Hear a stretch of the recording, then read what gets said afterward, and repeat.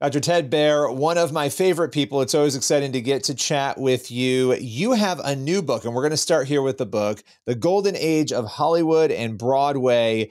And you grew up in Hollywood. You have worked in Hollywood your entire life. I mean, you know the industry back and front. Why did you write this particular book? Well, first place, I've written a lot of books. So if you count all the ones that I contributed to, it's like 47 books. But it was my father. He starred in 62. Ooh, how did I say 32? It's 62 movies from 1926 to World War II. After World War II, that interrupted a period of time, World War II. He preferred Broadway, so he started on Broadway from 1946, the year I was born, to 1986.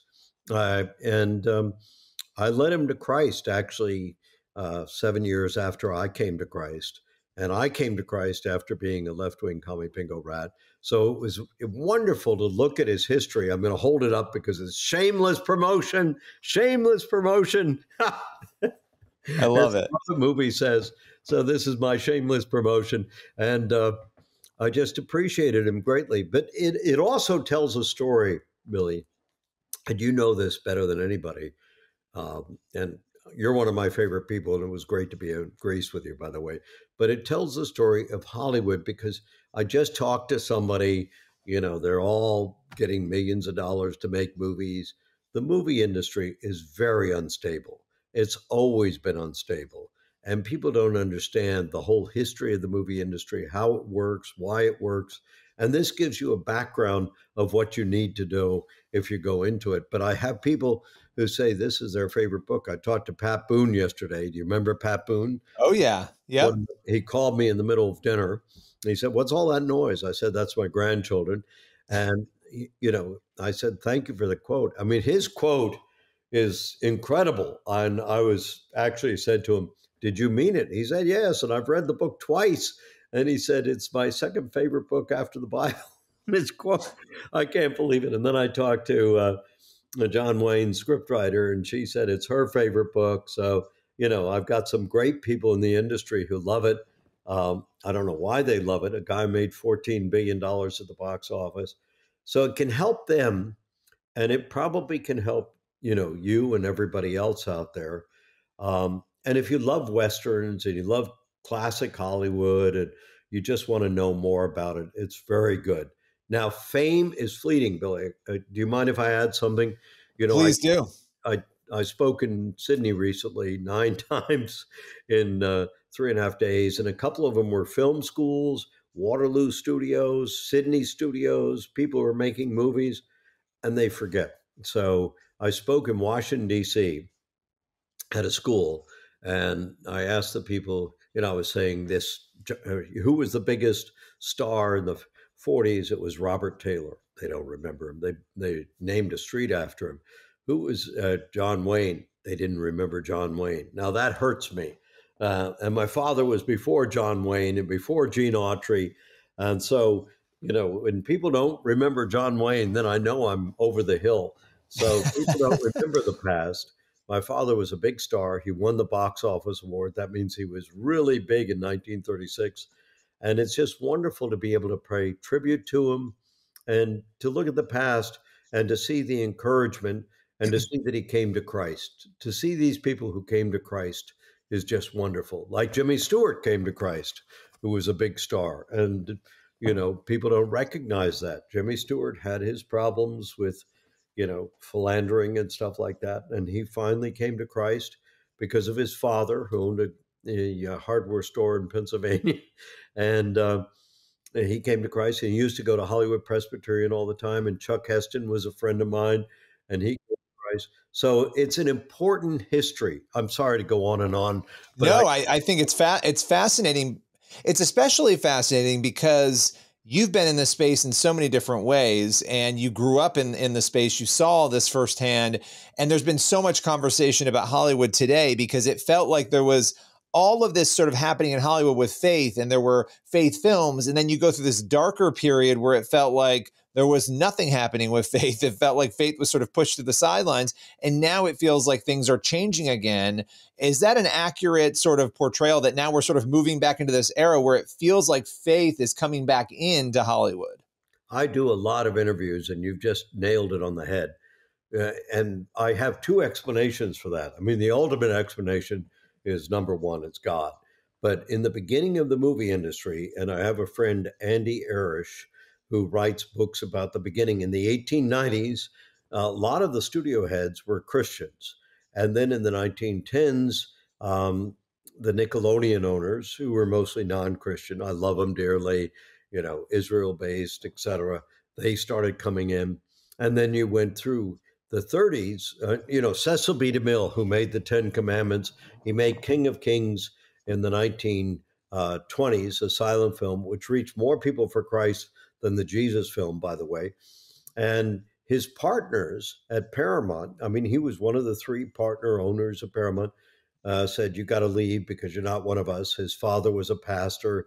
His father read the Bible, the Old Testament, New Testament every day to Cecil B. DeMille. A friend of mine made a documentary about it. It's wonderful.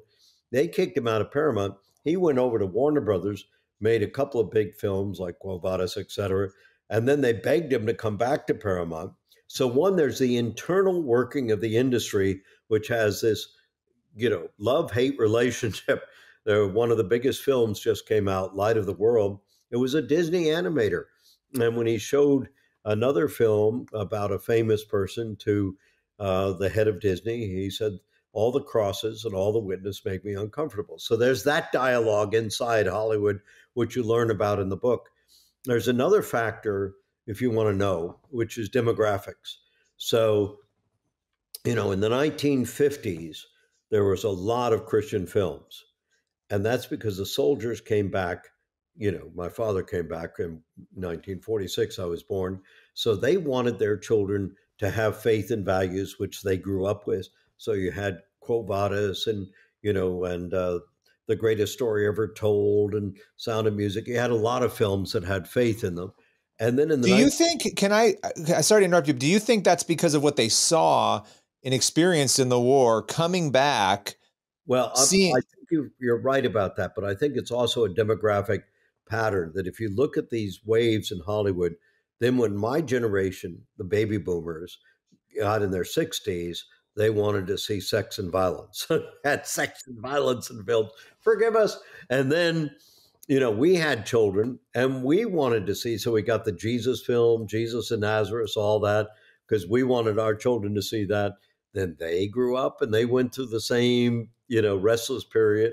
And now they're having children, that, so they want faith and values. I just talked to a guy today in Georgia that they're raising millions of dollars, hundreds of millions of dollars to do faith and values. So that's the new wave. So there's three factors that I said two, but I neglected. God is the primary factor. Number two is the tensions within the industry, because whereas they might want to make a really edgy film, they got to pay their staff, and those movies don't pay the staff. What pays the staff is movies with faith and values. And number three is the demographic waves that go through history. The baby boomers were supposedly the elephant in the snake or whatever. That wave makes a big difference. Now I've talked too much, so you got to ask me a question. No, I mean, I love listening to it, because this history, I think a lot of people are very negative about Hollywood and they don't understand the history. And there are reasons sometimes to be negative, but there are also, it feels like, reasons to be encouraged right now. How encouraged are you as somebody who's seen these eras, knows the history of it, and is watching and very involved in what is happening now? I'm so encouraged. First place, your movie is one of the best movies I've seen, by the way. So it's You're probably so nice. nominated for a Movie Guide Award, although we don't know until the end of the year. And there are a lot of good movies coming out, and it's hard because I don't do we got judges. Well, I will be praying for Investigating the Supernatural to be nominated, but I respect the process and I appreciate those kind words. Well, it's a good movie, but last year, I mean, for years, when we started Movie Guide, there was one movie with positive Christian content, Trip to Bountiful. Before that, movies, if you saw a Christian, there was always a collar, because a collar is easy to recognize, right? And in Poltergeist, he had a knife in his hand, and he knocking on the door about to kill somebody. So Christians were always bashed in the 1980s. And then suddenly you got movies that had more and more faith and values, Chariots of Fire, et cetera. And it built up again. I've told you about that. And so now it's building up again. But last year, it became overwhelming because, there wasn't one Christmas movie that at one point, we looked at the statistics. There were about 400 Christmas movies, and I'd say 80% of them talked about Jesus. Beside, the Great American Family, major channels were doing Christmas movies. Yeah. And at Easter, there were all these Easter movies about Jesus that are just flooding us. And then last week, this coming weekend, the 5th, Light of the World comes out, which is really good. And these are good movies, but they're crowding the box office. And, so it's hard to keep up with them. I hate to It's tell an you. avalanche. And you guys at Movie Guide, that's what you do. You keep up with all this. So I've been thinking a lot about you guys. Like you're writing a lot of reviews. You're keeping up with a lot of these titles. And it's funny because as we're having this conversation, I was telling you, off camera, last night, I was at the Kennedy Center in the middle of Washington, D.C., where CBN had a film, The Revival Generation, that was premiering at the Kennedy Center. And I thought, I couldn't have even imagined a year ago that CBN would be at the Kennedy Center doing that and that the Kennedy Center would want that. It feels like the culture as a whole, and I don't know, I'm not going political here, but I'm saying culturally, there's a change. Something feels like it's changing, and Hollywood feels like it's a big part of that. I don't know if you want to reflect on that at all. I see the change. And last weekend, when you were talking about the Kennedy Center, the Museum of the Bible was showing Light of the World, and there were big movies being released with faith and value. And this fall, a friend of mine is releasing one of the biggest movies and best movies, Sarah Oil, on November 5th. But also there's Nuremberg releasing on November 5th. There's all these other great movies. Baehr is my favorite movie that I've seen in a long time.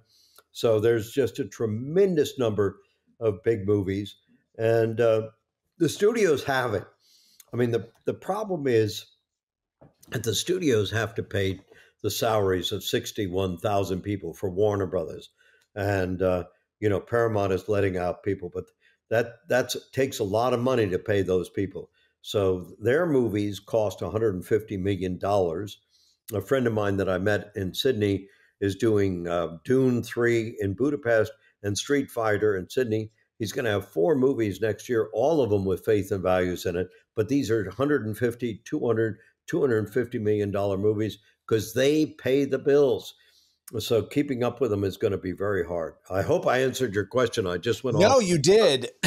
You did. I mean, there's so many layers to this. And I've asked you this before. And by the way, I want people, as we're having this conversation, your new book, The Golden Age of Hollywood and Broadway, this is a book that is out. People can grab it. They can learn about this amazing history, learn about your father, learn about the different phases of Hollywood here.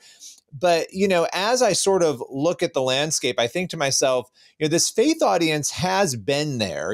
There's more of a crave for it right now. And you explain that really well, the ebbs and the flows of how it all goes. But when you look at the claims that Hollywood was sort of ignoring Christians for a while, or, and that's why a lot of these, small independent companies were popping up and trying to make the content. And of course, some of that content wasn't always good, but they were attempting to do it. How much of that was true, that Hollywood was just blatantly ignoring what Christians wanted to see? Well, one, it's a demographic move. I told you. I mean, right now, the Wall Street Journal and other places, of all the secular papers, New York Times, of all people, are saying more young men are coming to Christ than young women coming to Christ. Who drives the box office? I mean, you're asking me a lot of deep questions, Billy. And I know. I'm sorry. I find it fascinating, honestly, because it shapes culture, So, men drive the box office, and I hate to say this, and it's men between 18 and about 28 or 30. Now, why do they drive the box office? Because it's still cheap. I think the average box office price in Atlanta, it's expensive, but in the rest of the country, it's like $10 a ticket. I've got the price, so I could give it to you later. So why do these kids go out to movies? Well, one, if they stay home, their parents say, we've got the best entertainment system. Well, then they got their date. Their mother comes in. You want popcorn when she sees them holding hands? Do you want? So they want to get out of the house, and it's a cheap date, and they can be in the dark. It's a lot cheaper than going to a Dodgers game or even going to Museum of the Bible or whatever else. And it takes a lot less time, and you don't have to talk to your date. This is the best news because you're too young to talk to. So that audience has driven the box office for years, young men. And they make movies like Superman. I hate to say this because I know we've gone through a DEI period. Because men, women will go to movies that men go to, but men do not want to go to movies that women go to. Although I Yeah. love them, I gave you an award to Young Woman in the Sea, and I show it to a man, and they go, "Eh." But you show it to a woman. I showed it. I've got 18 grand, and they love it. So the point is that men drive the box office for Superman, Fantastic Four, and Mission Impossible. I guess Ethan Hunt is a man, played by Tom Cruise, who gets a lot of publicity by almost breaking his back. So that's what drives the box. Well, if these men are coming to Christ, the young men, when you get to be 30, you don't go to movies. Now, that's not true of you, but most people, because now they got a wife, they cost them not $10, but $20 plus popcorn at $15 a popcorn. And then their children, and then the babysitter, and then the Yeah. parking. And Yep. suddenly it goes up. It's a $200. It's a $200 night. Half the time. Yeah. Yeah, Yeah. so they'd rather watch it at home. So what you've got to look at when you say there are a lot of Christians um, is where are the young men? And when you see the New York Times and people saying they're more, I believe, because I see it in Hollywood and stuff. I just met with 5 of the top people from the biggest studio, and they've come to Christ. I believe, and I met with a good guy who's financing films who've come to Christ. I believe that these young men are coming to Christ. I know it. And that is making a tremendous difference in the box office. So keep making great films. That's all I have to say to you.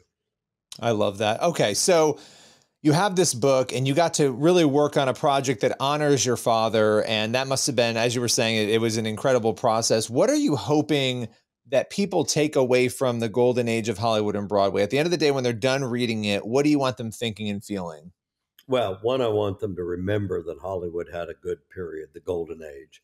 And I want them to remember that there used to be a time when every movie could be seen by anybody. You could take your kids to the movie and not worry about it. When you had The Sound of Music, when you had John Wayne movies, when you had Cecil B. DeMille movies, those were movies that everybody could see. Even when they were, subjects that could be a little tough, they were done in such a way that you could take your family to the movie, and those movies succeeded, and my father succeeded in that period. The second thing is for the crowd that I work with all the time who are making movies, including my friends in Hollywood, which have given me quotes like Roma Downey and Candace Cameron, that being in the industry is tough. It's always been tough. And you've got to have a lot of resilience, and you've got to know Jesus to make it through. Yeah, absolutely. And it's amazing to see more people talking about that in Hollywood. And Hollywood is lucky to have you, Dr. Baehr. Appreciate your time and the book. People can grab the book wherever books are sold. It's The Golden Age of Hollywood and Broadway. Thank you so much for your time today.